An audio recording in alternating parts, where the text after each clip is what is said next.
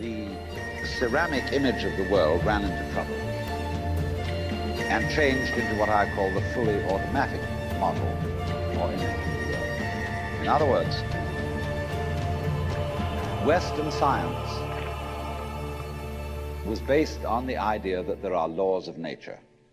And it got that idea from Judaism and Christianity and Islam. That, in other words, the potter, the maker of the world, in the beginning of things, laid down the laws, and the law of God, which is also the law of nature, is called the Logos. And in Christianity, the Logos is the second person of the Trinity, incarnate as Jesus Christ, who thereby is the perfect exemplar of the divine law.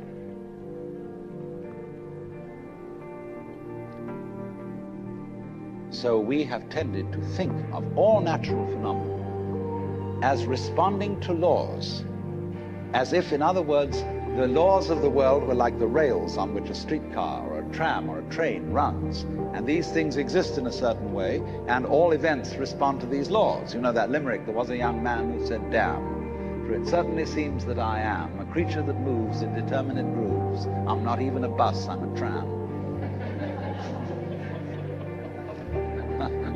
So here's this idea that there's a kind of a plan, and everything responds and obeys that plan. Well, in the 18th century, Western intellectuals began to suspect this idea. And what they suspected is whether there is a lawmaker, whether there is an architect of the universe. And they found out, or they reasoned, that you don't have to suppose that there is. Why? Because the hypothesis of God does not help us to make any predictions.